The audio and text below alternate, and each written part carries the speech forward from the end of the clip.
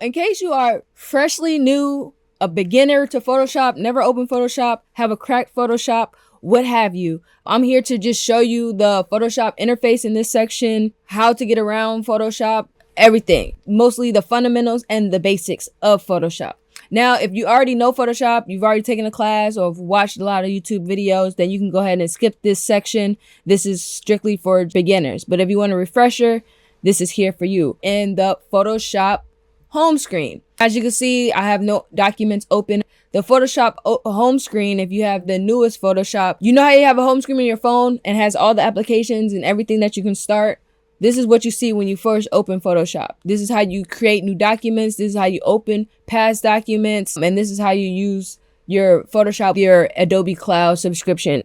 Here, you can go strictly to the home page. This is where you'll be able to, we'll see recent list of open documents. You'll have the Learn tab here, where they always are updating this weekly with new Photoshop tips and tricks that they add in every update. So anything that's new here, you'll see here in the Photoshop tutorials provided by Adobe. But for us, we're just going to go ahead and create a new file. This is how you pretty much open any file, create templates. Here I have a bunch of different save files from templates that I often use. I have an official cover art template, which is 4,000 by 4,000 pixels. I have a vertical template. So when I'm creating stuff for social media, I have one that's 4 by 5. That's like a rectangle. I have a 4 by 5 3 grid. I often do like grids that's like carousels on Instagram. I have a template for that. And they also have a bunch of ones that you can also use. Adobe gives you a bunch of presets like photo collage layouts that you can use, geometric shapes,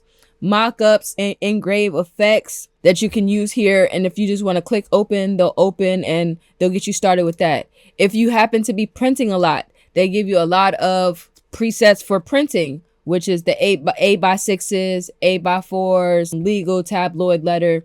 If you're into graphic design, you'll learn about these things. Letter is just what a piece of paper is. Legal documents are a little bit bigger. Tabloid pages are like poster size, which is like 11x17s.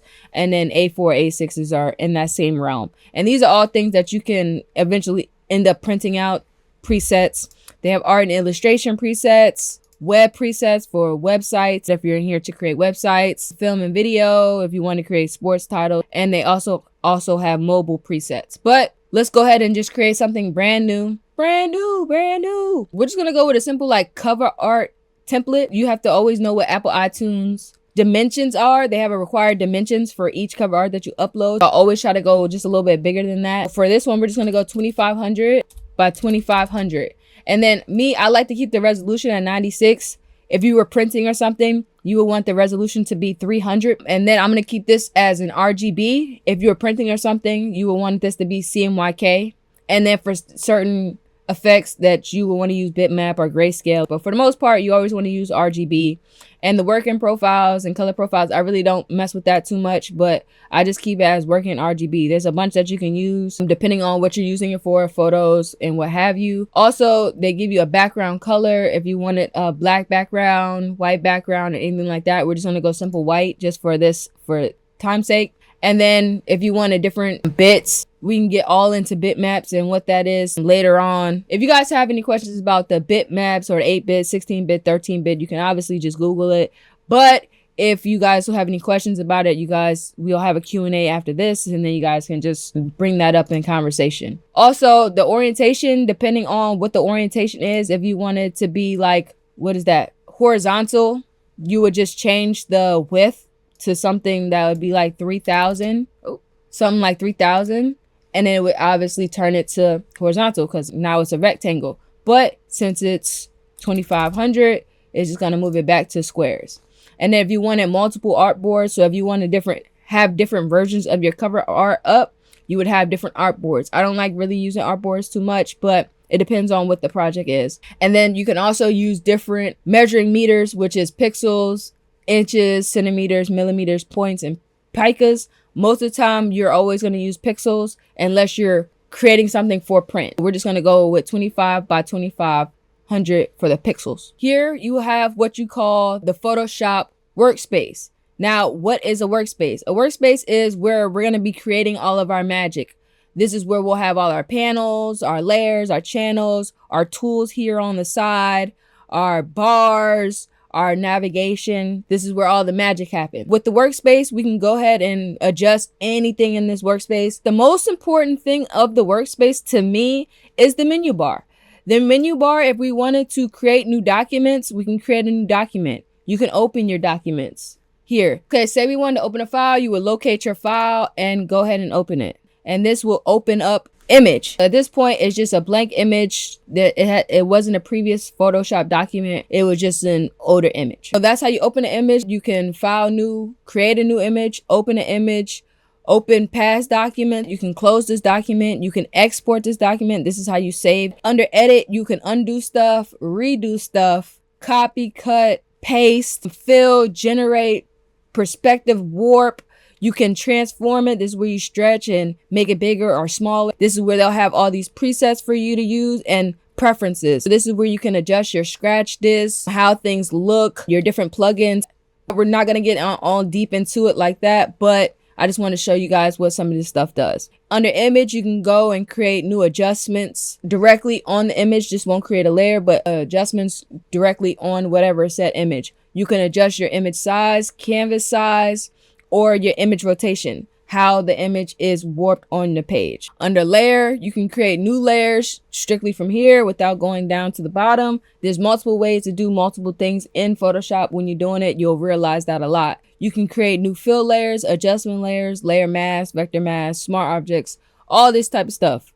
Under type, we're gonna go through type and typography in its own different segment. But if you have all these adjustments for type, you have all these different selections that you can make, which is the color range, focus range, subject, sky.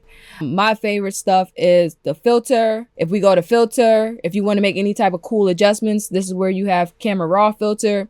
If you watch any of my previous tutorials, this is kind of what I use a lot. They have filter galleries. This is where you'll have a bunch of assortment of filters, and we'll go down what filter gallery is and how to use filter gallery in a later class, but it's there if you want it.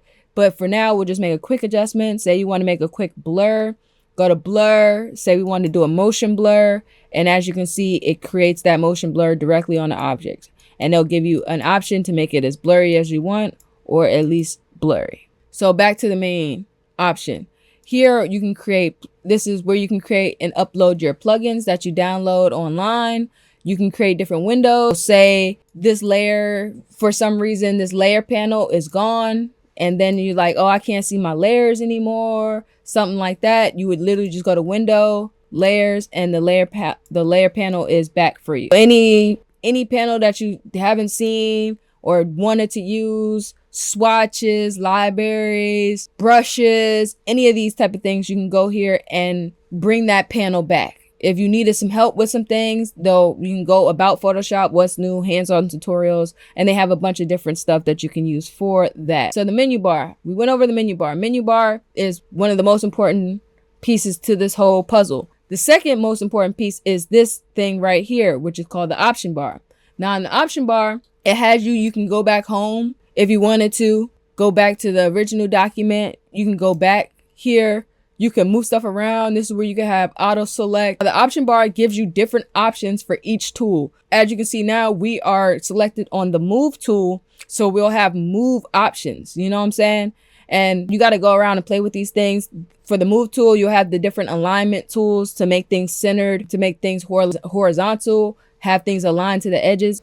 These are more or less when you actually get to throwing images and stuff on the page. We'll get to that. I just want to show you what the workspace is and the interface is right now. That's going to be our focus. Say we have a square here, rectangular tool. We'll have different options for the rectangle to use. Same thing with the polygonal lasso tool. Even if it was the regular lasso tool, you'll have the different selections or different options for the lasso tools. Same thing with the magic wand. Same thing with crop. Same thing with the gradient tool. You'll have the gradient options that come up here. If it was the paint bucket tool, you'll have the paint bucket options. If you wanted to smudge, you'll have the smudge options up here, which is the strength, the different types of modes, the different type of brushes that you can use. If you're using a shape, you can pick your different shapes here. And you can add shapes in here. You can append shapes, load shapes. You can do the fill, the stroke, all that type of stuff. And if you hold it down, it'll give you a bunch of options for a bunch of different types of stuff on the toolbar as well. That's pretty much it for the options bar. Like, the options bar is going to give you the options and the different types of effects that you can use for each tool. Now, how to set up your workspace. Now in Photoshop, if you go back up here to the windows on the menu bar, they have a different types of workspaces that you can use. You can reset it to the essentials. You can create a new workspace. You can lock your workspace how it is now. But like I said, I pretty much have mine's kind of what I always use. I use a lot of glyphs a lot. I use the paragraph. I use character because I use a lot of text sometimes. I usually like my styles when I have my different textiles that I use for Photoshop, and all these things are located within the Windows tab. So if I wanted my glyphs, the glyphs are there. If I wanted to add the gradients are here. If I wanted to add the brush settings tool, the brush settings tool is here. Mine is pretty much are set up, but if you wanted any of these things that's not showing up, you would just add it in there. Say we wanted the materials tab, you would add the materials tab. This is more or less for 3D, which is a little bit too advanced for this particular set of classes, but it's there if you need it. The properties tab is back to like rulers, guides. If you want to create different types of guidelines for your image, you can use this and create different types of stuff. And then you could turn the ruler on, you can turn the ruler off if you like to use it. I like to use it just so I have a kind of an idea of what I want to do. And also when you have the rulers, you can create different guides. If you go up to the menu bar, go to view, this is where you create your guides, new guide layout. When you have your background, I like mine's a darker background because like most of my apps are set to dark. And I really don't know too many people who have their apps set to light. I don't know, the white kind of like messes with my eyes. But if you wanted to, for some reason, in this blank space, you just right click and then you can change it to different colors. Say if it was a black for YouTube and things like that. If you wanted a medium gray, you can have it medium gray. If you want a light gray, you can make it light gray. If you wanted a custom color, you can make it blue.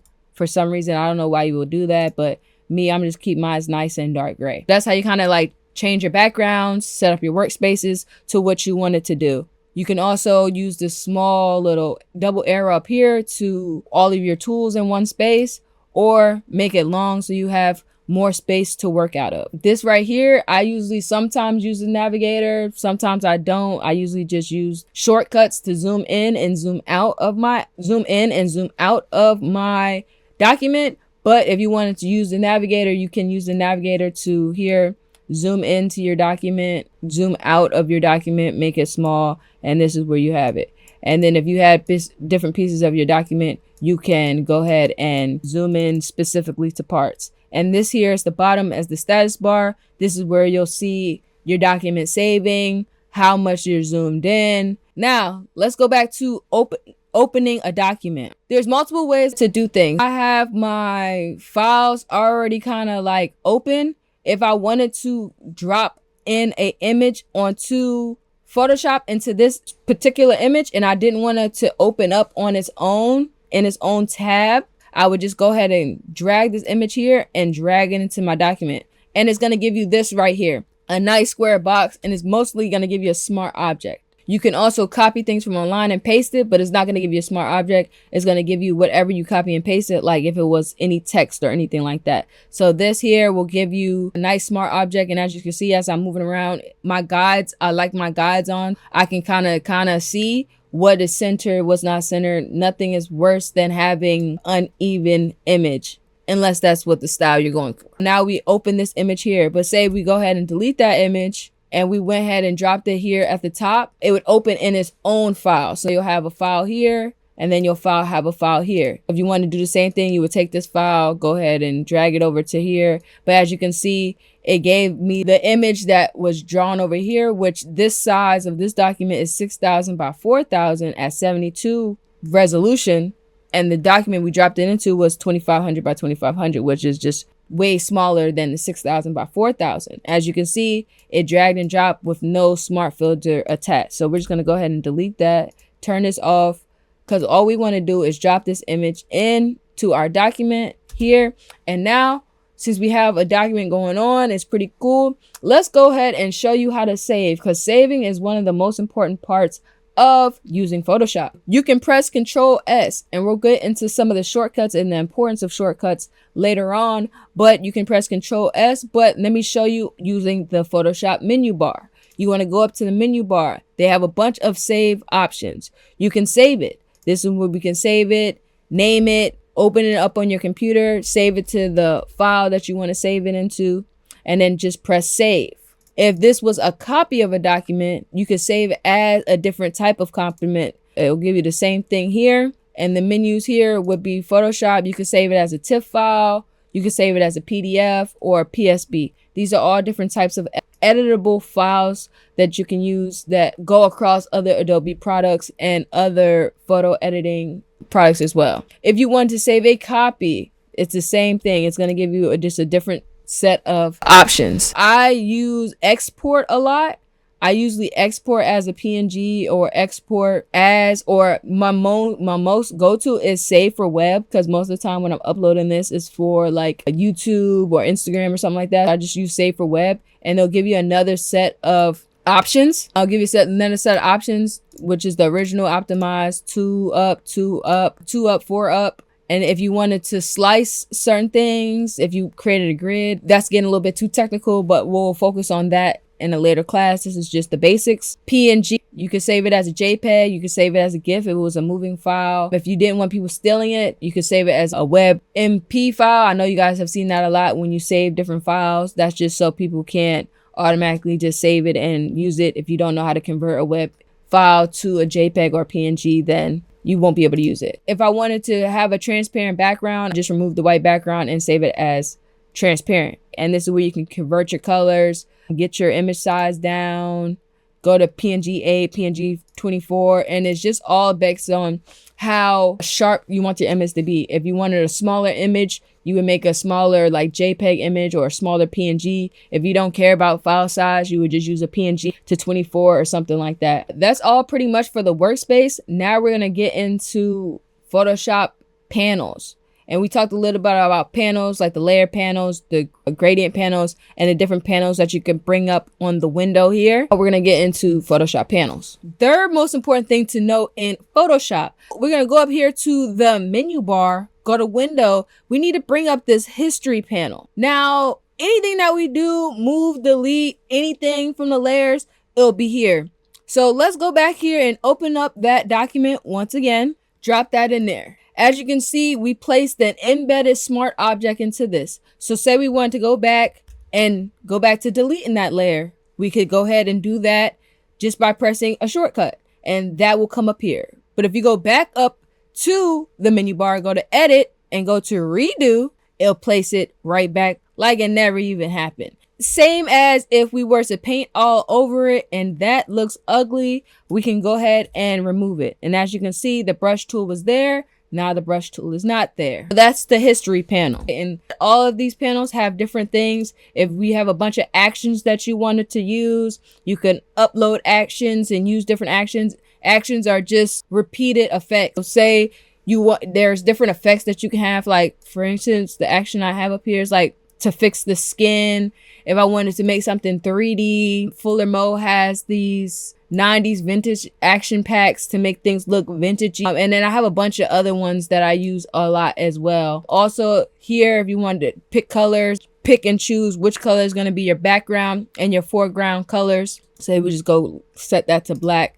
This is where you can go ahead and choose any of your brushes. And the most important panel is the layers panel, because this is the panel that you're kind of pretty much be working out of most of the time. You can have channels up here. I really don't use channels that much, but if you were doing like RGB effects, you would need these. And then you also need paths for when you're working with shapes. Next, let's talk about the canvas. This is pretty much the canvas. The canvas is, as you can see, where all the magic happens. When we brush things, when we type things, this is where all the stuff happens within this canvas. The canvas is the most important part, and then layers would be a strong second. Once again, we talked about the layers panel, the second most important thing besides the canvas. Layers allow you to separate different elements of your design. Instead of doing everything on one layer and not having no adjustments or editable capabilities, you can make things easier to edit and make things easier to organize within the project. I want you to think of layers as transparent sheets of paper. They're stacked on top of each other. So when you paint something, then you paint something else, then you add an image, then you add some text, you can move that on different things. We're going to get into the live demonstration of layers in a second, but just keep that concept in mind when you're working with layers. You can use layers to keep your design elements distinct and easily editable. We already went over how to create the layers panel in case it's gone. You go to Windows, Layers, and the layers panel will pop up if for some reason your layers panel is not there. Why are layers so important? Layers are important because you don't want all your work going on one layer. You want different transparent layers because there's going to be a lot of different layers that you even work with within it. We're going to get into the different types of layers that there is later in this class, but you don't want all your layers on one thing because there's no adjustments that can be made, because if you make an adjustment to one layer, you make an adjustment to the whole thing pretty much. So as we can see, we still have our picture of the BMW here. But if for some reason we wanted to just see what was underneath that layer, say we created a new layer here at the bottom. I'll show you how to create a layer in a second. But say we painted something, but you can't see it. I'm like, I painted it, but it's not there. This layer is on top of the layer that we just made. So in order to see what's underneath, like I said, it's a transparent layer. You're going to go ahead and click this eyeball and oh my God, there goes the layer. But now as you can see, this layer is transparent in the back. This one has some sort of gray background in the background, which makes it gray on top of the white. And then if we take this, we only see the background layer. But we take the visibility off, which is these eyeballs on and off, on and off, on and off, on and off. You can go ahead and see what are the adjustments that you made below each layer. So we're going to go ahead and delete that layer. You just simply press delete, or you can go down here and press the trash can button. You can zoom in on a layer and click that layer too if you want to. Press Control and then click on specific layers to zoom in on different parts of the layer using the navigation tool. Let's go ahead and open up another image so I can show you the concept of what a background layer is. Or when you open up an image by itself, it's its own background layer. As you can see right here, it's a background layer and this layer is locked. This is where everything starts to happen. This is like the foundation of your creation. It's going to automatically give you this background layer. On this background layer, you can paint and stuff on it, but now everything is painted directly on this layer. If you turn this layer, unlock it, and turn this layer off, there's nothing underneath it. And everything has happened on top of this layer. We will want to go ahead down here and create a new layer using this plus button. And now we have a new layer. Also, during these layers, like I mentioned before, you want it to be organized and you want to name this layer brush, because this is where we're going to create some of the brushing. We're going to go ahead and change the color of the layer here, something that's a little bit more seeable. And there we go. But if we turn this layer off, visibility, you have this background layer again. Nothing has been made to the background layer. So say we create another brush layer. Let's name this brush layer brush 2. And we had a different color. Say we had a blue. And now we have another layer. But if we didn't like that blue and we want to turn the blue off, cool. If we want to turn the yellow off, cool. Say we turn them back on, you can drag and drop, bring the blue layer, brush 2 layer underneath the brush layer. So now, like I said, it's a transparent piece of sheets. It's a transparent sheet of glass. So now I can move and adjust, but nothing can move and adjust underneath the background layer because the background layer is the foundation of the image. So say we turn these 2 off and we wanted to adjust the background in some way, shape, or form, and we wanted to use this background. We would have to unlock this background, and now it has become a layer. This is layer 0. It's no longer a background layer. But we do need a base though, so let's create a new layer and bring that layer underneath layer 1. As you can see, before we were not able to do that because it was a background layer. If we turn that layer off, now we'll just have a blank, transparent layer here, and this is layer 1. Let's just fill this in with black just so we can be safe. Or let's fill it with white so you guys can understand. We have filled it with white and we want to lock this layer. We can lock this layer. This has now became the background layer and nothing can go, oh, well, it can because it's no longer the original background layer. But you can lock it, you can move it around, but this is kind of like the base layer. If I wanted to drop the opacity, we'll get into opacities and things like that later. But if I wanted to drop the opacity, I'm dropping it down, and now on that background layer is where the opacity, where you're seeing through, dimming the light. You're just dimming the light, whatever the background image is. So say the background image was black. You see how that changes the opacity a little bit? Say the opacity was a blue color. That would have changed the opacity of the layer on top of the background. But the background is the foundation of all of it. That's kind of the concept of what the background layer is and how you can use the background layer and unlocking background layers. Opacity is just, like I said, the dimness or the brightness of whatever the image is. The transparency. So at 100%, you can see 100% of the image. As we bring it down to 80, you see less and less and less and less, all the way till there is no opacity, which is another term for the transparency of the image. And I don't think they want to use the word transparency because that's whack. We have this layer. We have the brush layer like we made in the past. Say we wanted to duplicate the brush layer and then turn it to a different color, or use the brush layer and then move it some way, shape, or form. We'll get into the importance of shortcuts in a second, but say we just go up to the menu button, go to edit, and copy this image, and we want to edit and paste this image. Now we have brush two times. There's two brushes on there. As you can see, we'll turn this one off and it's still there. Turn this one off and it's there. Turn that one off. But with this one, we can move this brush layer around. And if we wanted to adjust it, make it a little bit smaller, move it to the corner, we can move that here. That's duplicating an image or a layer in general. So it's duplicating layers. You can do that with this. If we wanted to do it with the other brush layer, you can press Control J, and that will give you just a straight up copy. And this is where we can adjust this layer. Duplicating is very, very easy. So as we have all these layers on there off, it's looking kind of messy. Let's start deleting some of these layers. Like I said, there's multiple ways to do things in here. You can go to edit up here and cut things out. If I was selected on like a layer or something like that, you can just go edit, cut, or you can just press delete, or you can press delete on your keyboard. It's up to you. Boom. Let's bring back some of these original brushes. We have these two, but I like how they look. I want to bring those images together. They're one image. Now, there's different ways to merge. Either you can merge something together and then it's uneditable. You can merge them when they're editable. Let's just say we press Shift, click both of the images, right click on them, and then you can just merge these layers. That's going to merge these two layers, and now these two layers are one. If I turn off the brush layer, you don't see any of the brushes. Before, when we did it, you seen brush one, you seen brush two. Now the brushes are merged together. Shift, click on the two brushes together and click merge. We can merge visible. So that's every layer together that's seen has become one image. You rarely ever do this. Now is another way to do it.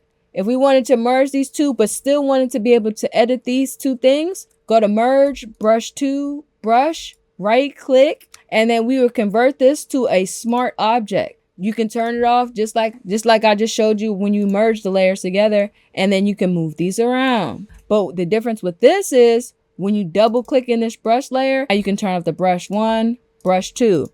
And say we even want to change the color of the brush layer, we can go up here to the menu bar, go to image, adjustments, hue and saturation, and change the color. Let's change it to a pink so we can definitely see it. And this created a .psb layer. You're going to see that a lot when you're working with smart objects. Just say yes. And now it's the brush layer here. Those adjustments that we made in the smart object layer are now in this layer. And like I said, it is one layer. Boom! Like I mentioned before, I want to get into the different types of layers. There's a bunch of different types of layers when you're working within Photoshop. There's raster layers, smart objects like I just showed you, and adjustment layers. Let me just break down what a raster layer is. I do have to read the definition just so you guys have the actual definition of a raster layer. I'm not just making something up out of my ass. Yeah, raster layer are just regular layers. They're made up of pixels. These layers can be modified, erased, or altered using tools like the smudge tool and the blur tool. However, resizing layers repeatedly can result in loss of detail because of The resizing reduces the number of pixels. Let me just show you what a raster layer is. As you can see now, there is no box like we had with the smart layer that we just created with the brush set. This layer, layer 0, let's name this NYC. Our NYC layer is now a rastered image. We're gonna duplicate this like we did before. Control J. We're gonna make this a smart object like we did before. We're gonna just turn that off for now. With this raster layer, we can do anything that we wanted to do for it. If we want to go to filter and then pixelate it, we can pixelate it. There is no problem. But after it happens, it's baked in there. There's no adjustments. There's no me fixing it. It's what's on the layer is what's on the layer. It's baked in there. Let's just go back. If I wanted to smudge something in here, it's smudging, but that is happening on the image and there's nothing that we can do about it. There is no going back. There is no, I worked on something and now I'm coming back to it. This is the most important part. If I made this layer really, really, really small, you seen how crispy it was just a second ago? We made it really, really small because we thought we were making a collage and it was going to be in a little space or whatever, but we didn't like that anymore. And we wanted to stretch it all the way back out to how it was before, because this was the original size of the image, right? We want to go back and make that original size back to how it was. Oh my God, what happened? It looks horrible. If we do that again and we make it smaller like we did, let's make it even smaller. Make these adjustments. We thought we were going to do all this stuff. Go and then make it big again. Let's just do that again, just so you guys can really see. That looks horrendous. It doesn't look like what we just did. We made it smaller and we made it bigger. But that is the downsides of rastered layers. Sometimes you do have to use raster layers depending on the situation. And as we start moving forward in the class, you'll understand the different types of situations where you'll need to use a raster layer. But that's when we get to smart objects. And the smart object, you already seen some of the capabilities using the brush tool that we just used. But let me give you the proper definition of what a smart object is. To avoid that detail loss that you just seen, which was horrendous, you're going to use a smart object. A smart object is a preview of the original image, as you can see using the brush that we just did in the past. So a smart object is a preview of the original image. It's allowing you to resize without affecting the source of the pixels. You can edit the source by opening up the smart object and making changes, which you've seen me do using the brush example. And when you make these changes, this will update the preview in your original document. Since smart objects are just previews, you cannot directly edit them, erase them, or modify them. Instead, you can use masks to hide or reveal parts of the image. And we will go over that in later detail about what masks are and how to use masks. Smart objects are pretty much the go-to. You're going to pretty much be working off smart objects a lot when you create any type of cover art, because most of the time there's always going to be changes that you have to do. I pretty much showed you what the smart object is, but let me just show you like in a little bit more detail. So you see how we just made that smudge thing? If I try to do that on this smart object layer, it's going to give me this. What is this? This smart object must be rasterized before proceeding. Its contents are no longer available. Rasterize the smart object or cancel. We don't want to do that. But you seen when we did it before and we created the pixelization, it just went on there and we couldn't adjust anything. We do that same thing here. We like this. Cool. It's created these things called smart filters. And this is when we can go in. We didn't really like this mosaic too much. We can double click on this and then bring it down a little bit. Let me bring down the mosaic. You know what I'm saying? Or we can bring it up. We need more mosaic. And they'll give me smart filters. You can also delete these filters and clear these filters. So then it goes back to a normal image. But if we double click on it like we did with the brush tool and make any adjustment in here, go up there to adjustments and go to hue and saturation. I just like using this for example so you guys can see. And if we saved it here, that .psb file, this adjusts this here, which is the preview. But this is the original image. We go back to the original image here, save it again. It will give us back to our normal preview. So that's just pretty much what a smart object is. It's the best way to make adjustments without affecting the original image. I do this a lot when you need to. Sometimes you just want to duplicate images though. Sometimes when you do need to use a rasterize effect. So just use those. The next set of layers, that's one of the most important layers, are adjustment layers. Adjustment layers are some of the adjustments that you see me making from the menu bar. That's one way to make them, and that's one way to bake them in. Now there's another thing called adjustment layers, and the adjustment layers are here on the bottom side under this half of circle. And these adjustments give you the same adjustments that are here that you can make here on the image and adjustments. But instead of actually baking it into the image, it gives you a layer. Now let me just give you the proper definition of adjustment layers just so you have them in your repertoire.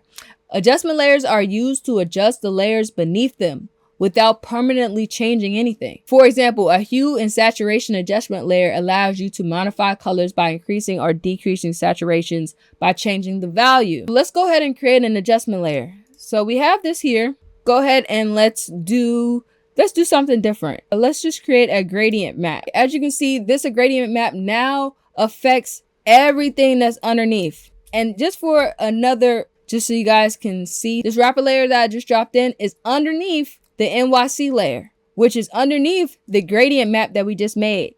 But this gradient map is adjusting everything underneath the gradient adjustment layer. If we moved it to just underneath the NYC layer, it would no longer adjust anything on the NYC layer. And the NYC layer is still on top. It's the most transparent at 100%. But if we were to turn this layer off, that adjustment would be happening underneath or affecting the wrapper layer. So if we put that gradient map back on top of everything, it's adjusting anything that's underneath it. Even if we turn the NYC layer back on, as you can see now, it's adjusting things. Even if you did it and turned it off here, it's the same thing. But now the NYC is getting the adjustments since it's not on top. Let's turn this gradient map off for a second. And let's move into something called layer groups. So if we wanted to create a group of these layers, say we had it like this, right? And we wanted to create a dope group to keep these things into one thing, we would click all these layers, the wrapper, the NYC, and the gradient map. Click on this folder tab down here. And this would create a group, and you can name this group too. We can call it wrapper NYC.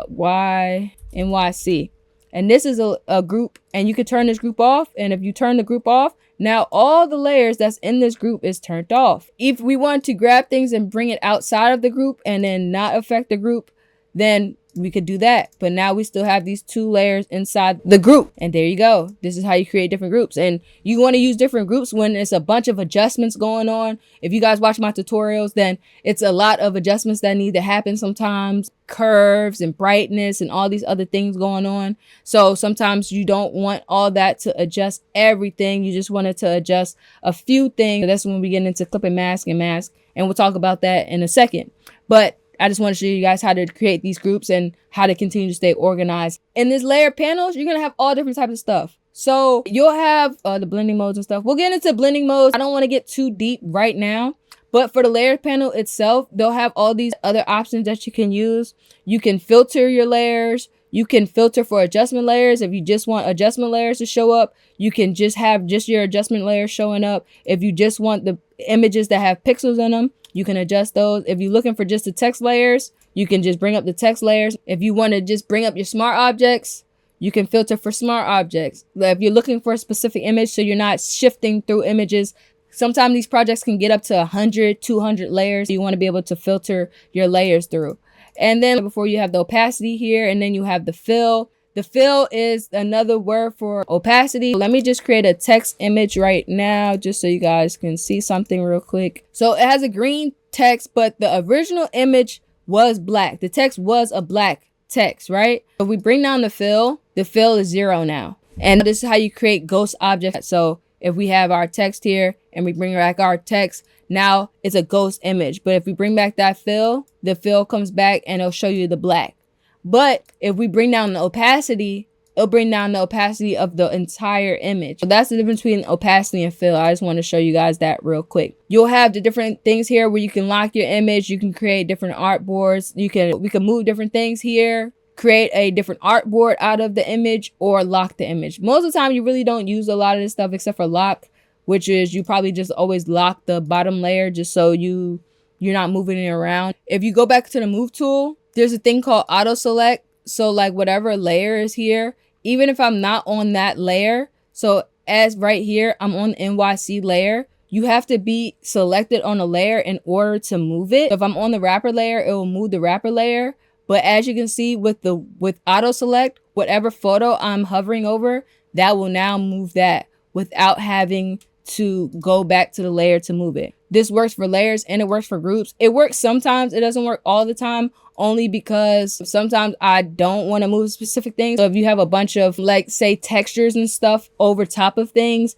it's hard to select things. When you start getting into adjustments and mask and all that stuff, then it makes it hard to select. So sometimes I put auto select on if it's not a complicated project, but most of the time I have auto select off. I just wanted to show you guys what you're able to do with that. Let's move into the tools, because the tools, you need tools in order to create any type of masterpiece. You need your paint brushes, and you need your oils, you need your palettes, and you need your canvas to create a beautiful, beautiful masterpiece. Understanding and mastering Photoshop tools is crucial for any creative. Creating professional art and design, you need your tools. Just like I explained before, you need your oil palettes and all that good stuff. So let's start with some of the most important tools that you're going to be using in Photoshop. The first tool for me, let's go down this, is the move tool. The move tool, we already been using this move tool to move things around. And this gives you the ability to move things to the left, move things to the right, move things up, down, side to side. You use the move tool for pretty much everything. That's going to be your default. And that a shortcut is going to be a V. Anytime you need to go back to it, use that V shortcut.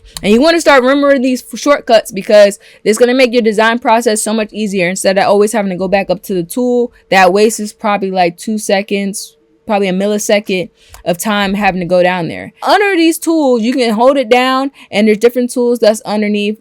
For the most part, you're just going to need that move tool. The next important tool is going to be the selection tool. The selection tool, by default, it'll give you an option to be able to select something in your image and move it. I'm going to rasterize this image just so I can show you what the adjustments are. So if I wanted to move something, make the adjustment to the adjustments bar. This is just makes it a new one. If you wanted to add on or subtract, you could do that. We're not doing that. We can move the selection tool.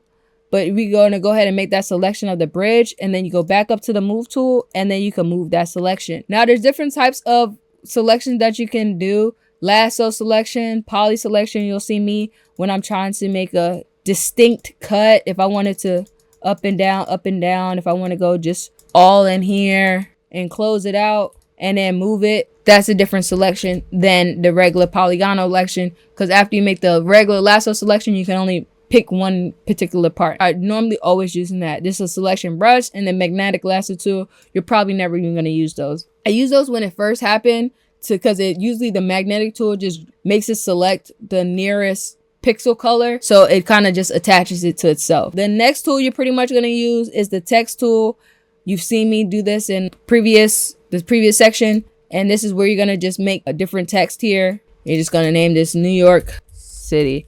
And then, like I said, as you have your adjustments, you can have your options up here at the options bar to make it smaller, bigger, be able to change the fonts here. You can change it to anything that you want to change it to, anything like that. You can also move it to the left, move it to the right, center it. You can also warp the text and give it different adjustments here. But we'll get into typography in a typography class. If you look on the module list, you'll see that we'll have typography here.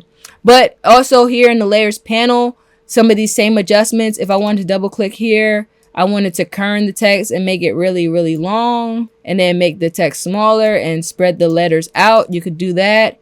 If there was different types of lines, go ahead and put Brooklyn here. And I wanted to move this up and down. You can just move this up and down. Make it closer, make it wider, anything like that. You could do that. If you wanted to click here, you could change the color here at the top, change it red, or you could change it here using the color tab and make it any other color that you want to make it. You can make it bold here. You can make it italic. If you want to be supersized, small caps, or superscript, make it a word on top of a word. Say, we want to say yo. And we wanted the New York City to be the main part, we could take that off. And as you can see, the New York City stays the same. And if we wanted to adjust it, we can make it like that. That's pretty much the text tool. And under the text tool, you also have vertical text. If we wanted to type a word and type in New York City, horizontal or vertical, this is how you would do that. Sometimes you need text and it's just some words on the side and you need them to be up and down. You can do like that, which is the vertical text tool. For most of the part, you're going to use the horizontal text tool. And there's any different type of text tools like text on a mask. For the most part, you're just going to use the regular text tool. Now, the zoom tool. I always use zoom using the keys, which is Control Plus. Sometimes you need to get in there, get in the nitty-gritty and see what's going on, and then use the minus. With this too, when you're zooming in, zooming out, you want to be able to press the space button.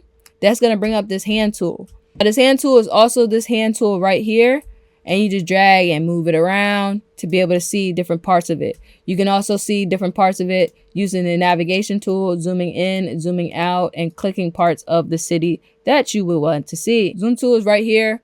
It's this magnifying glass, and then you can keep clicking if you want, and then go to minus and keep clicking if you want. It'd be easier if you just use the Control Plus and minus to zoom in, zoom out, or use the navigator if that's what you would like to do. You see me kind of work with the brush tool already in the previous example. The brush tool is incredibly versatile. You can use it to paint. You can use it to add texture. You can use it to retouch images. You're pretty much using the brush tool for a lot. You use brush tool with mask. You use brush tool by itself. Press B. That is the shortcut for the brush tool. If you don't know, the brush tool is right up here. The brush tool, you have the brush tool, the mixer brush tool, adjustment brush tool. And I really never use the pencil, but you're going to use the pencil. You're going to use this mixer brush tool a lot. And you're going to use this brush tool a lot. I haven't really played around too much with adjustment brush tool, but it's a new feature in Photoshop. You might not have it on the Photoshop that you have, but it's there if you want it. This is the default brush that it gives you right here. The general brushes. The general brushes give you a soft round brush, a hard brush, and different pressure sizes depending on if you have a tablet or you don't have a tablet. You can increase the size of the brush, make it smaller in pixels, or you can make the brush extremely big, taking up all the screen. With this, you do want to get into, like I said, the shortcuts. The shortcuts for this is going to be the brackets. The brackets is going to make everything smaller or to make brackets bigger, smaller. Let's go back up here to the brushes. Now you're going to have the hardness. You can make it a softer brush, or you could put a 100% hard brush. That means there's no softness to it. There's no fading. There's no feathering. If I want to use soft brush here, soft round, as you can see, there's zero hardness. And if I paint with the soft brush, that's going to give me a nice little soft example here. And if I did it with the hard brush, the same size, everything, it gives me this, a hard example of the brush. With the brush panel, as you can see, I have a few different brushes here. I have a lot of brushes. I have fog brushes, watercolor brushes, cloud brushes, all this type of stuff. You can download different types of brushes. You can even create your own brushes go to Brush Easy or any free brush website or paid brush website. I don't know why you would need to pay for a brush, but Brush Easy has hundreds and hundreds of brushes that you can use for free. You click the gear icon, and then you can import these brushes, and then you can find where the brushes are, and they need to be an ABR format brush, and you can do that like that. Or you can unzip the file that you have for the brushes and drop the brushes in there. We'll go through that in a later time in the class when we actually use a custom brush for one of our projects. For now, I just want you to know that is availability. Right now, you're probably only going to have the regular general brushes and maybe some wet brushes. That's it. They'll give you the dry brush. This is the only brushes you'll probably already have on there. Also, say we wanted to create a brush. We have this New York text, and let's just create a shape, and now it's one layer. We want to make this a brush to be able to use in the future. So you're going to use your selection tool, which is another selection tool you can use, which is the rectangular marquee tool or the elliptical tool. Most of the time you really won't use this, but if you want to make a quick little selection, make a square selection around it, right click on this. After you make your selection here, you just go to edit and define brush preset. And now you'll have your brush called the New York brush. You just name it. And now, as you can see, it's become a brush. We'll have this red brush that we just made. And with that red brush, you can turn it to the side. And now you have this New York brush. And that's how you can create your own brushes. And you can do this with any type of clouds, skyscrapers. If you have a logo that you always use, instead of always having to drag your logo file over, you can just create your own brush and define it like that. Now, if for some reason you don't have these brushes on here where you can see the size or the brushes, you can just go to window and bring brushes up, and it'll show you where your brushes are. Like I said, there's multiple ways to see things. You don't always have to do it one way. It just depends on how you work and, what's the most convenient for you at the time. Here, the brush tips aren't coming up. You could see the different names of the brushes, the different strokes. You could see how it works if you drag the brush. This is how the version will show you. If you do the brush tip, this will show you exactly how you would use the brush if you only pressed it one time instead of dragging it. It'll give you a bunch of different versions to look at it. You can make it bigger and smaller using this slider here. This is where you'll be able to see different types of the brush examples. These different ones will show you what kind of brush it is. These are regular brushes. This is what we call a color mixer brush, and this is where you're gonna mix the different colors. I don't want to get too deep into what the color brush and the color mixer is, but you'll be able to see that on a later in the course. But just the general idea of the different brushes that you can use are here. I want to be able to show you guys that. We already talked about the hardness and then the sizing. Those are the properties of the brush. You can also make the brush by clicking these arrows here, make them smaller. As you can see, this kind of looks like the preview here. If we wanted to make it bigger, we could make it bigger. If we want to make it smaller and then use this arrow to move it up to the corner, we could do that as well. And then you could adjust the softness. If you just want it a little bit soft, you could do that. And then once again, you could adjust the sizing. So those are what we call the properties of a brush. I do want to get into the difference between opacity and flow. We did talk about it a little bit as it pertains to text and the layers panel. But as opacity and flow, there's a difference between that, using opacity and flow using images and opacity flow using brushes, because when you are starting to make some of these retouching adjustments or anything like that, then you're going to have to do it. Opacity is described as layering sheets of paper within a certain transparency level. For example, if the opacity is set to 20%, each stroke adds another semi-transparent layer and the opacity builds within each layer. That probably is way complicated than it sounds, but that's just what opacity means in layman's terms. A flow is compared to using a slightly dried out brush or sketch pen. So sometimes you'll have a marker or something and it just doesn't have as much ink as it used to. You have to keep writing over it and over and over it to get a darker image. That's what flow is. With opacity, like we showed you before, opacity just brings down coloring of the entire brush itself. The flow is how many times you have to go over it to make it darker. With flow set low, the intensity of the brush stroke starts light, but accumulates as you continue painting over the same area.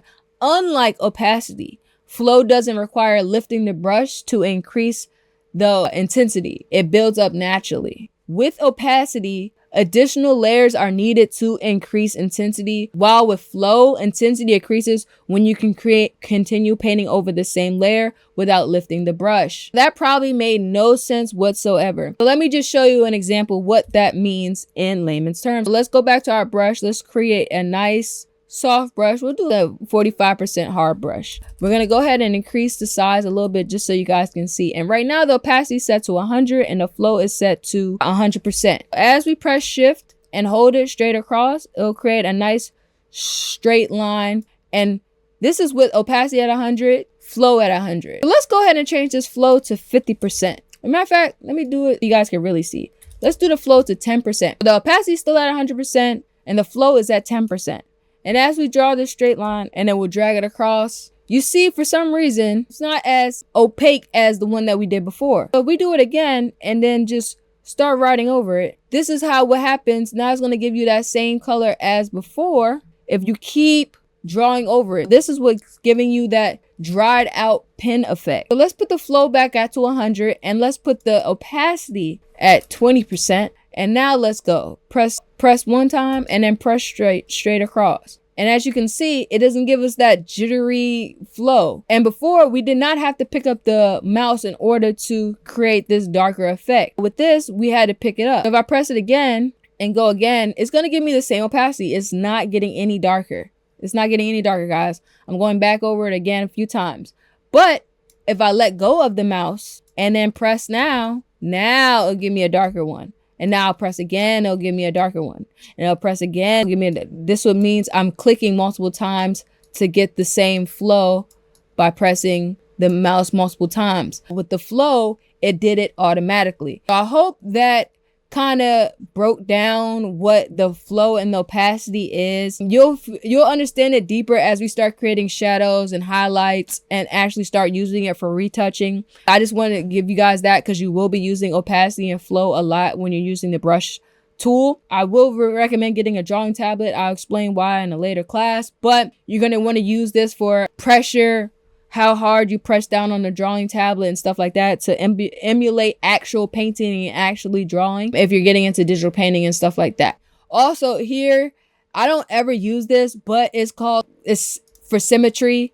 If we wanted to do a dual axis, it'll give you like a square here, right? If we painted something here, it would create it in all the different types. If you wanted to create something that was a Mandela effect or something like that, you can use it. But like I said, I don't use it. Yeah, I don't use it at all. If you wanted to create just a straight brush, let's go ahead and go hard. Press the shift button and it'll give you a nice straight line across. If you want to create something down, you can create something down. Click again, it'll give you down. This is the straight brush effect. It doesn't work for diagonal angles, but you can always use the pen tool or something like that. You have the shape tools, ellipse tools, rectangles if you want to make shapes down here. The paint bucket tools, gradient tools. This is just to fill stuff in. And then we'll use the smudge and the blur tool a lot as well. Most of the time you really don't use that. And then we use a lot of the dodge and the burning, but I want to do specific classes about that when we actually working with that. But for the main thing, you're pretty much only going to need the tools that we already went over, which is the brush, selection, zoom, and move. Brush can be used to add different textures and create different things as well. Let's just change the color up. You can change the blending mode here of the image. Say we just write blue right here. And we painted on this blue layer. If we went up here and changed this blue to difference and painted on that same blue, it'd give us this cool separated color vibe. And if we wanted to create some linear dodging, it would give us even different colors. And if we layered that with a different color, it would give us something even totally different.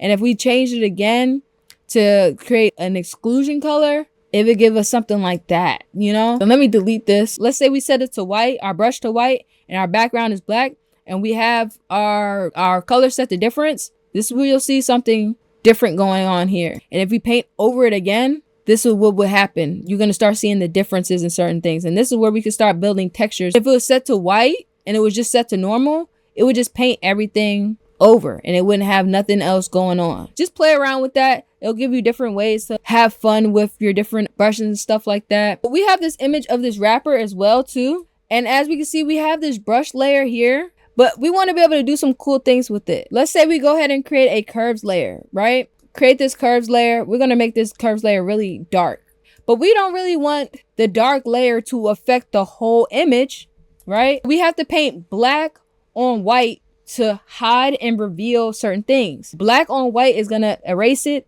If it was white on black, it would be the opposite. And as you can see, we still have the brush layer selected. Let's go ahead and make it a little bit softer. And let's just start selecting parts of the face itself. And as you can see, with the opacity at 100 and the flow at 100, the image that we originally have is coming back. Let's use even a bigger brush just so you guys can see. It's coming back, you guys. You can see that adjustment is made on that mask. This is if we wanted to readjust and select certain things, and this is when you would use the brush tool for certain things. That works the same with if it was a human saturation layer. If we saturated the layer really crazy like this, but we didn't want it to adjust everything, we still paint black on the white and it would bring back the image. If we wanted certain parts like the headphone, press X, make it a little bit smaller and only have the headphones going on. And this is when you use the brush. Why it's so important to brush for select certain things, not everything. You can fill in the jacket, stuff like that. And this is what I mean by using the brush tool for retouching. The brush tool even works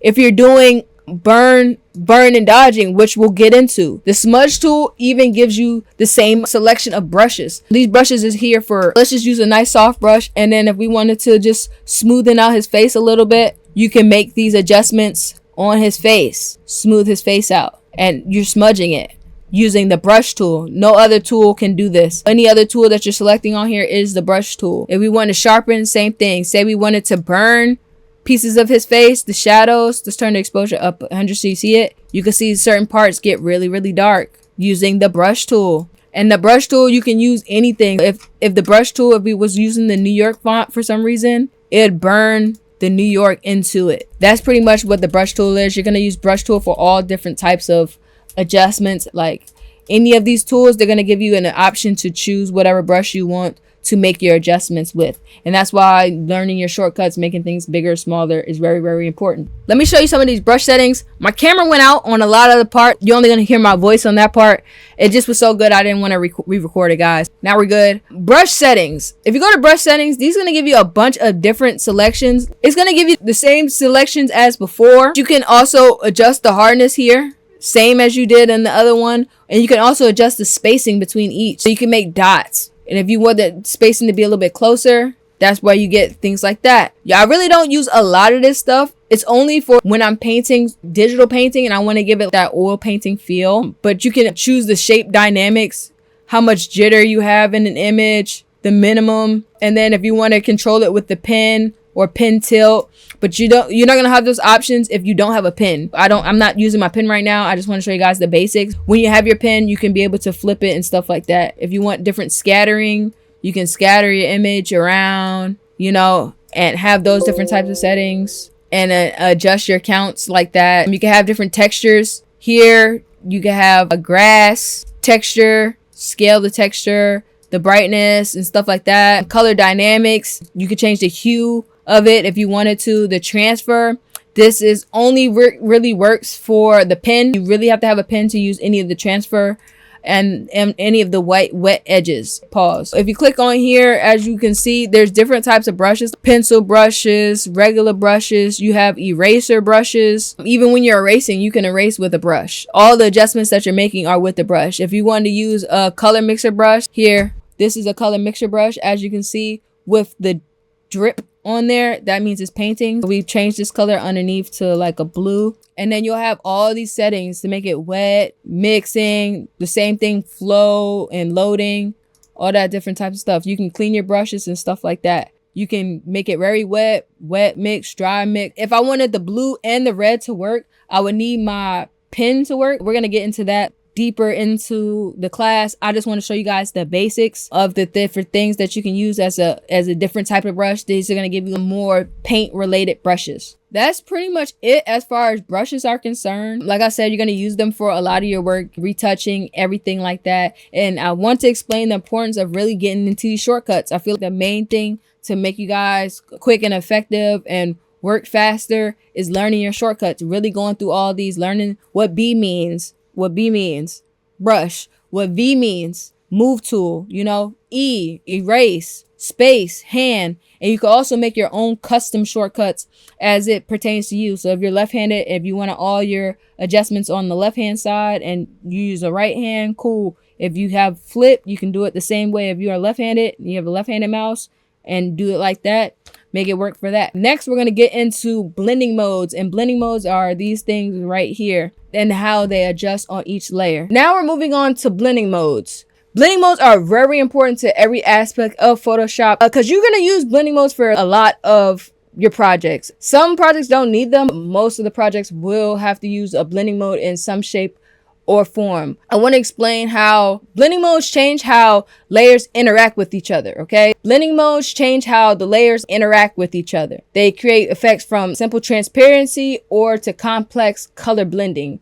Like I said before, you will be using blending modes for a lot of your projects, especially cover art projects. Let's get into the most important blending modes that you will be using. We're going to start off with the normal blending mode. As you can see here, we have this fire picture. First, let me even show you where the blending modes are and how do you even use them. You've seen me use blending modes before using the brush tool. On the brush tool, when we went and created all these effects, creating those using brush as a chemical. We're going back to the layers panel. And in the layers panel, you see this normal tab right here. You're going to click on that and it's going to give you the same drop down menu that you just seen using the brushes. As you can see, there's 27 to be exact, different blending modes that create different type of effects, and they're all broken down into different groups.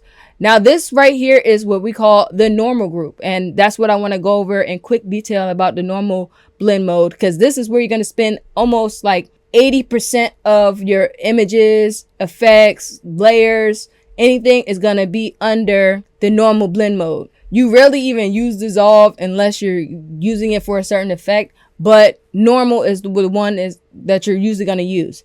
And then you have these. These is called the darkening groups. These take images and they remove the lightness from the image and then only leave the darkest parts of the image, okay? This group is called the lightening group. This group takes the darkest parts of the image and removes the darkest parts of the image and only keeps the lightest part of the images. Keep this in mind when you're creating. This group is called the contrast group. And in the contrast group, it just takes the contrast from different images and leaves the contrast and then removes everything else. This one is called the inversion and cancellation group. Now, in these groups, you're going to invert any image, the basic term, inverting, blacks to whites, whites to blacks, blues to reds, etc., etc.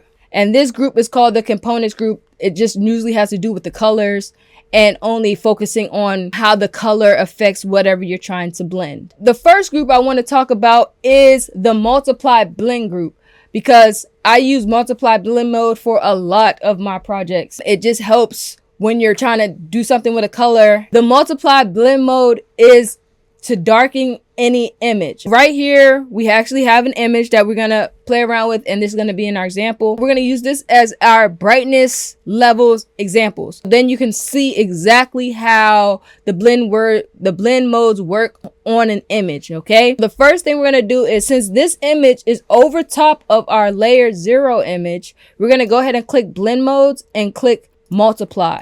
And as you can see with multiply, like I explained before, the white has been separated and the black stays. And then everything in the middle only lessens the amount of whiteness that's in it. It just pretty much darkens or multiply. Darken and multiply, they're pretty much the same thing. If you do multiply and if you do darken, it's literally, as you can see, the same thing. It's just how it affects the image. But multiply is if you want it straight up, I just want to remove something from it. Darken is if you want the shades to kind of like fade. This is more of a gradual. The white has disappeared and the black still remains. Same for multiply. Same for color burn. Same for linear burn. Darker color. You know, these are our darkening. As you can see, all of these, the black still remains. And if you go back to normal mode, that's going to keep it. And then when you're doing these, sometimes when you start making moves, you can't necessarily just move it. Always make sure you press enter. So we're going to go to multiply just to show you that example. I do want to show you an example of how multiply will work besides using the brightness levels. Let's separate the background from the person. Now we'll have two versions. As you can see, we have a version with just our wrapper here, and then we have the wrapper with the background. We're going to go drop in that cine image that we used before as an example to show what it would look like. As you can see now, we have the city behind our wrapper, but we still want to see some of that background, and we don't necessarily want to use opacity to achieve it because now it's just giving us a weird look. It's cool. I feel like we can do something a little bit more complex with this. So let's use a blending mode. The blending mode we're going to practice is multiply. And you see how with multiply, you press enter, it kept the background. The background that we had is still intact. You know, this is the normal blend mode. This is if we use multiply. This is if we use darken. Darken affects it a little bit different, but multiply keeps the shades of all the colors and everything else still intact. If you use darken, only the whites and the stuff disappear, and then you can see less of the colors in the background. The darkest parts still remain. That's pretty much for multiply. Multiply also works if you're using a logo. We have this logo here, but it has all this white in it. And you don't want to just click all the parts and then delete the white. That would just take so much time. You can do it that way. It'd be easier. Take the same image, go to that blending modes option and press multiply. And it removes all the white background. It's still there in case you need to invert it. If you divide it, that's an inversion. We're going to get to the inversions in a second. I'm just saying, you still have the original logo as is. Now that we talked about the darken, multiply, and all of the darkening blending modes that you can use, let's go back, use our brightness levels. Let's go back to normal mode and let's work with some of the lighting, because these are the second set of blending modes that you're pretty much going to use most of the time. As you can see with the lightning set of blending modes in this group, is now the black has disappeared and now you only have the white that shows up. Lightning is the main one you're going to use. Screen, as you can see, is more of a gradual. Screen is more similar to multiply, and darken is kind of similar to lighting. And if you do screen, as you can see here, the white is very prominent and is more of a gradual fade. Lighting, very on point, removing the blacks. There is no real gradual. The screen is more of a gradual progression. Color dodge, as you can see, the white is bringing the highlights and colors and it's bringing a brightness to the colors that it affects. Linear dodge, you're going to use this a lot with highlights and shadow, or highlights more or less, and different types of glows because of how the white affects the background. As you can see here, the white is becoming very prominent, and as you can see, you can still see some of the blacks. It doesn't really affect the image the same way that it affects when you use this white. And if you use lighter color, that will give you a flatter, and you see how the white is affecting the shadows and the blacks within this background image. Let me go over an example of how to use screen in real life. Let me show you. Go back and let's bring back up our cityscape. The cityscape won't work as well because it's a mostly dark image. You would want to use the darker blending groups to affect this on how you wanted to use it. Let's go ahead and turn this off for a second. I'm gonna turn this on, and I just want to show you guys, this is how lighting looks. As you can see, it takes away everything of the image. It only leaves the white parts. Since it's a mostly dark image, you're not going to see that much. The sky is not as prominent as the other one. And this is me just going through all the lightning colors. So let's go to normal and let's just turn that off. Now I brought this black image here with these white specks in it. This is once again a cool way to use your blending mode. You would go in this and go in and press lighting, and it removes all the black but leaves those white spectacles to give you a cool, grungy, grainy texture. Lighting, as we can remember, it wasn't as gradual as using when screen. Lighting is very just deleting the blacks. When we use screen, as you can see, we have a lot more levels of white that are able to show up within the image that gives it this grainy, grungy texture. So you're going to use those a lot with trying to obtain textures. And you can do that the same way using the darkening groups, a black on white image as well. Same thing that we just did with the logo. I just want to show you guys how that works. And the screen works different color mode, color dodge, linear dodge, lighter color. It all depends on what effect. They all affect the underlying image differently. Back to the brightness levels. Now, the next set of blending modes I want to go over are the contrast groups. And in the contrast groups, you have overlay, soft light, hard light, vivid light, linear light, pin light, and hard mix. And these are all going to affect how the contrast of the image works with this blending mode. For me, you're only pretty much going to use 3 of these. And the 3 you're really pretty much going to use is overlay, soft light, and sometimes maybe hard light, depending on how you want your contrast to work. Let me just show you what overlay looks like. And as you can see with overlay, it's not necessarily taking any levels out. It's blending, hence the word blending mode. It's blending the contrast of the colors together. This is overlay. This is soft light. This is hard light. You see how the levels are still there, but it still contrasts with the image. It works more or less with the different shades of white and black rather than black and white in its absolute values. Vivid light, linear light, they all affect the different types of lighting differently. If you want to do something that you're trying to get a crazy color combination and crazy effects, you would use something like this because of how the colors contrast with the underlying image.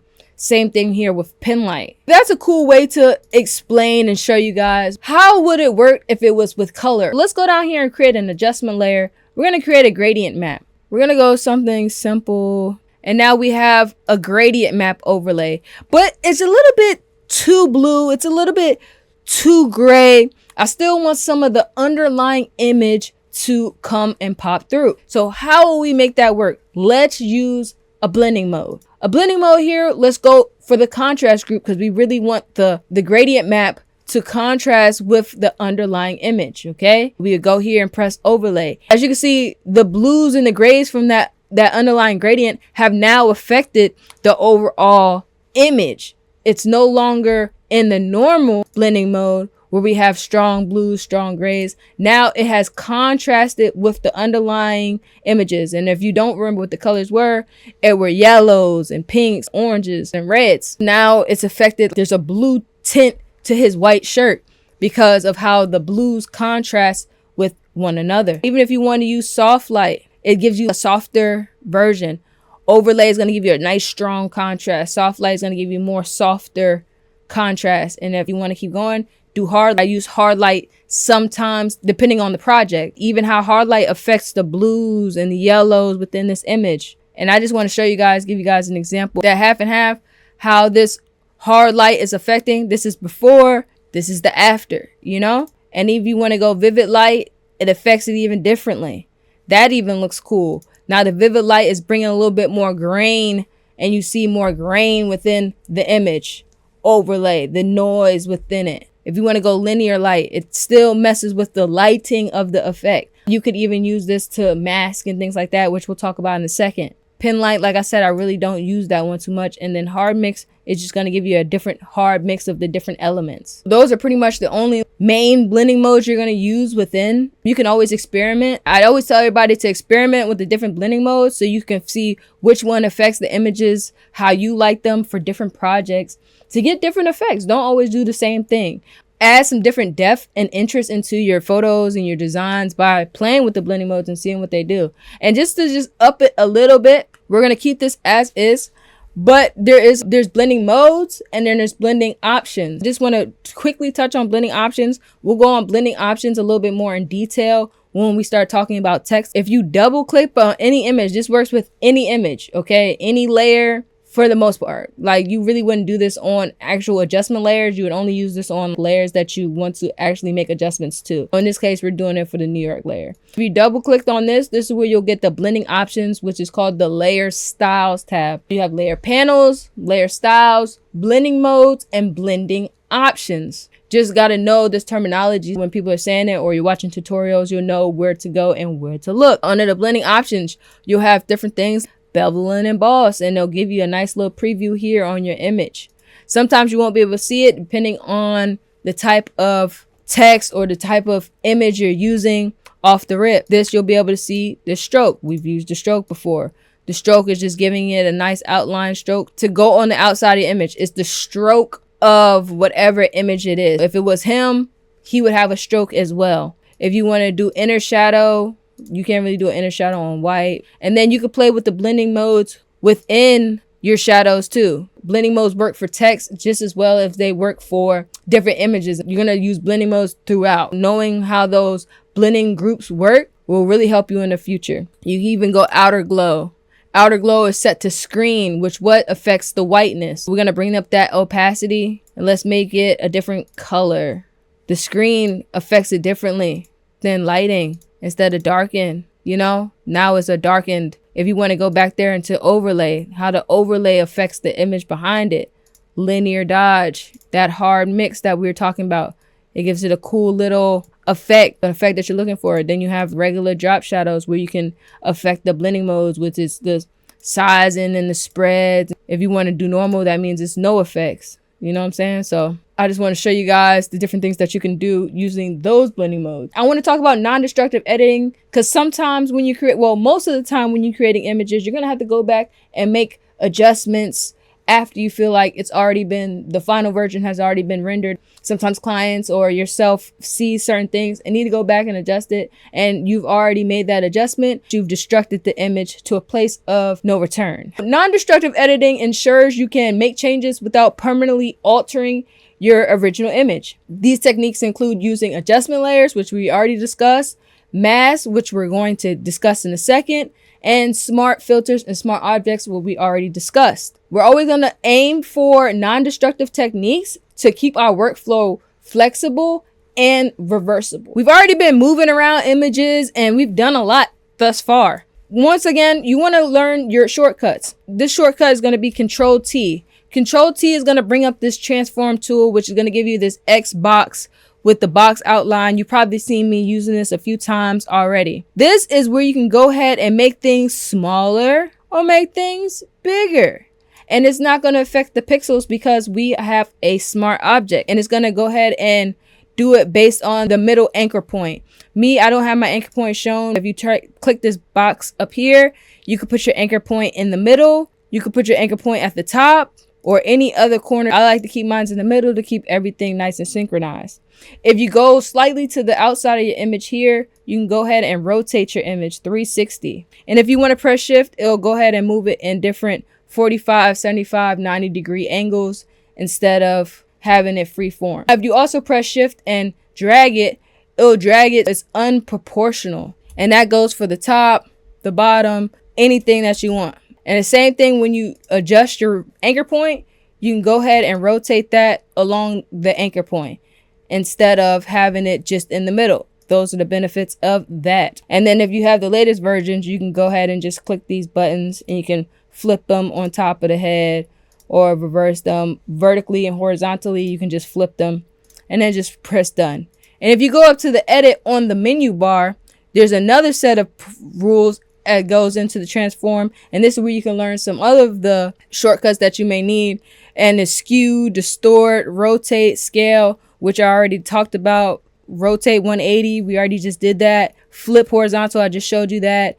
But skew, what is skew? Skewing is just moving things and giving it a nice little shear. It's giving italics for images, you know? And that's pretty simple as it is. If you want to bring down all that type of stuff. Same thing if you press shift. Pretty simple. One of the final things I want to discuss for this section and your fundamentals, because we've discussed and talked about a lot, you're probably going to have to go back and rewatch this just so you can get a refresher. And if you're fresh or new into Photoshop, it's probably a lot to take in at first. But after you keep doing it, practice makes perfect. The main other thing that you're going to be using for a lot of your designs is going to be mask.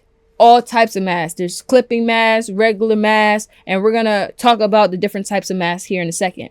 Now, masks are powerful tools for non-destructive editing. I'm a real strong supporter of non-destructive editing, and masks are powerful tools to be able to do that thing. They're going to let you hide and reveal parts of an image or a layer in general without permanently erasing anything. So let's just see how they work. We've kind of seen some examples, but I want to show you guys in real life examples. So now we have this image of this girl on this Venice beach background at a basketball court. Let's go ahead and create a mask. I really want to mask out or cut out just her from the background. You can use your selection tools up here. You can use a polygonal tool.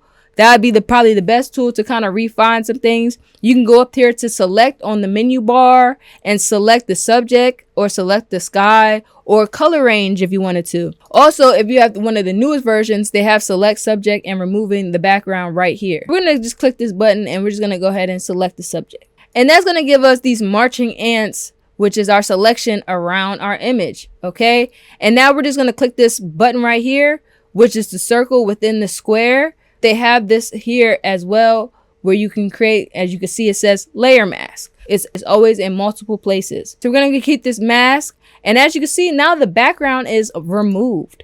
What happened to the background? Is my background gone? Is it coming back? What about if, as you can see in the preview here, it's really, really small. In the preview here, the background is still there. We have removed the background without actually deleting anything from the original image. If we press Control-I, with the mask selected, because you can select the mask and you can select the original image. Let's go and select this mask here and click invert. Now it'll give us an inverse of the selection that we already made. And as you can see, the thing that is removed is the black and the white is what remains. We press Control-I again. The white is now there and the black is now removed. If we go ahead and copy that and delete the mask, the background comes back. Now we still have our image of our girl here. Let's just turn off that bottom layer for a second and just worry about the mask. Sometimes you need to use a mask and you just need to see things quickly underneath it. You just right click on the mask itself and it'll give you a selective options. You can dislabel the mask, you can delete the mask, apply the mask, add mask to a selection, and a bunch of various other mask options. I rarely even use any of these options. I really usually disable and it'll give it a red box. That means the mask is no longer enabled and you're seeing how whatever changes you make affect everything. If you right click and enable the mask is there like nothing even happened. Let's say we want to make some color adjustments to her outfit. We don't want to make it to everything. Let's create an adjustment layer, and we're gonna go and create a hue and adjustment layer. You guys can see how it affects it. The hue and saturation adjustment layer is above everything, and you know how that works. That means it's gonna affect everything underneath. Let's just turn her outfit. Let's say we wanted to make the outfit purple. The purple looks pretty cool. We don't want the purple ground. We don't want a yellow sky, right? Now with your property, in your properties tab, you're going to be able to click this button right here, which is a square with a little arrow popping out, and you can create a layer mask. This layer only affects the mask that we already cut out. Now, if we click that, it will remove it. You can also do this by right clicking on whatever layer that you want to clip to the image underneath it. This works for masked layers and unmasked layers. You can clip mask anything to anything. So you just go right here and create a clipping mask. Right click on it and go down to create a clipping mask. And it's the same thing as you just saw before. It looks pretty good. I still want her face and all that other stuff to come back. Let's zoom in a little bit. Okay. And then we're going to press B for brush. You're going to use the brush tool to retouch a lot of things and adjust things, because that's just the only way to do it. As you can see right now, the hue and the saturation adjustment layer already has a mask attached to it. We're going to just paint black on white, because as we can see, the black makes things disappear and the white is usually what remains depending on how you inverse your mask. Let's just go ahead and paint her face off. And as you can see, that is coming back, but we're not affecting any of the image. And if you wanted to make it smaller to get up in there, you do it. This wouldn't be the best way to do it, but I'm just showing you guys an example. Now it only affects the areas that we want it to affect. You see? Now that purple adjusts things, and it only affects the places that we want to affect, because we painted on a mask and we created a clipping mask on top of our background mask. And if you wanted to go back, because it's non-destructive editing, to change the color, you would just double click the hue and saturation layer, and now we could go back and change this color to anything. We can make her a red jumpsuit, a blue jumpsuit, or any of these things. And if we even want to go a step further, you can click on the adjustment layer and use a blending mode to affect it even more. Multiply, how the contrast works on top of the outfit, a nice soft light, or maybe an overlay.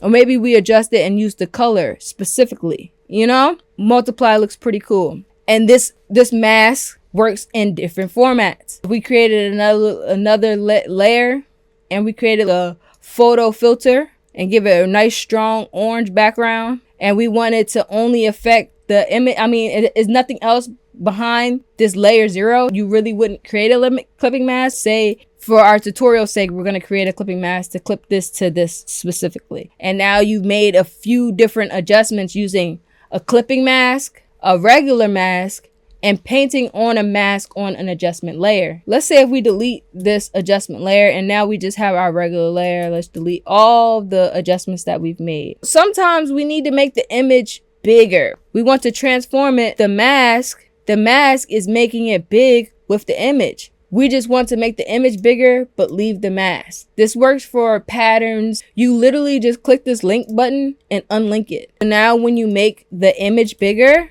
the image will be bigger. As you can see, the mask will remain the same size. You won't have to worry about that. Sometimes you need to do this, sometimes you don't. It depends what you're using it for. If you were using it for, like, if you had a bunch of patterns or something and you really just want to keep the person the same, keep the mask, you could do that. You can make the image bigger, but keep the mask because it is unlinked just by pressing this button to link them and unlink them. Now, with masks, masks have different properties within them too. So you can go up to select and then modify whatever adjustments or masks that you needed to make. They have a bunch. If you go down here to the bar that Photoshop provides, you can have a bunch of different options, which is the more properties options. You can load as a selection. You can invert the mask, which we already did using the shortcut, and you can reset the layer mask in totally. If you made any adjustments to it, you can create a whole blank mask itself. If you also click this button right here, the mask with the options, you'll have these two things here. Let me move this up a little bit. You'll have these two things here, which is the density and the feathering. And the feathering just increases, as you can see, it gives it a nice softness. We had softness and hardness on brush. You have the softness, which is called the feathering of whatever selection that you had for the image. Make it softer. If you want it really soft, you can make it seem as dreamlike. If you need a strong selection, it'd be no feathering. The density is how the opacity of the layer actually works, because layer masks don't have their own opacity to be able to go up and down, because the opacity is controlled by the original image here. The mask doesn't have its own. In order to do that, you have to do the density, and you could bring the density to 0 and have a 0 mask. And as you can see, we show 50%. It gives us a 50% gray. And if you have fully black, that means it's fully black. That means those things are absolute. That means anything in black will not show up. When you get to the 50s and the 0, that means everything is pretty much white, which is what's going to show up. Say I only wanted to use the mask as a selection. I showed you how to load a selection. You would just press Control or Command and click on your image. And now you can turn off your layer, and that same selection is there. And in this same selection, you can go ahead and paint in the selection that you just had. And with this selection as well, you can go up to Select, Modify, and you can go ahead and expand the selection, contract the selection, and still feather the same way. If we wanted to expand this selection, we can go up to like 6 and expand it. We'll get into more of selection options and the deeper selections. I just wanted to show you how mask selections and all of these are intertwined. Knowing how everything works will help you in the future. Sometimes you have a mask and you have 2 different images, right? Say you want to duplicate a mask because you just did all these adjustments and all these selections on it, and you don't want to have to do it again. You just press Alt on the, go on the mask, press Alt, and then drag that mask till you see that double arrow there, and the mask will go ahead and select right underneath that image. But this one is different than this one, because as you can see, this one is the one with the black dot on it. We just go ahead and simply copied and pasted or duplicated a mask to use for different things. That could work for anything. Say we wanted to have the background, we had the cityscape, right? And we had that same mask. We can go ahead and duplicate the mask again for the cityscape. This is how you start getting double exposures and things like that. Now the city now has the mask of our woman. Say we didn't want to do that and we just wanted to keep the cityscape as it is and turn on the woman. As you can see, the woman is turned on. You cannot see her because the cityscape is over it. This is where you can probably create, right click on this and create a clipping mask. And it'll give you literally the same thing because it's going based on the mask. And with that, instead of having it the other way where you duplicate the mask on the layer where you don't really have too much control, you can go ahead and move the cityscape anywhere in the girl and have any adjustment that you want. And then this still has its own type of adjustments where you can blend mode, lighten, overlay. Overlay looks pretty cool. And have the overlay in the pants and look pretty cool.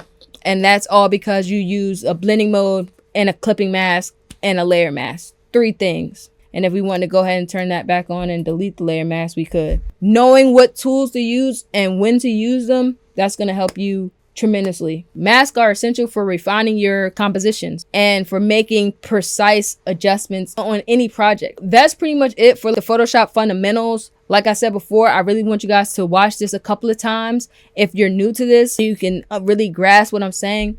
Also, if you are a little bit advanced or intermediate, maybe look back over it, refresher, to really know how some of these blending modes and really how to use some of these objects for your next project. I'm really eager and I'm excited to answer your questions as it pertains to Photoshop fundamentals and our first meetup. I'll see you guys there. Great work today, guys. Remember, practice makes perfect. I can't wait to answer any questions that you guys have in our first meetup, and I can't wait to see you in our next class. See you soon.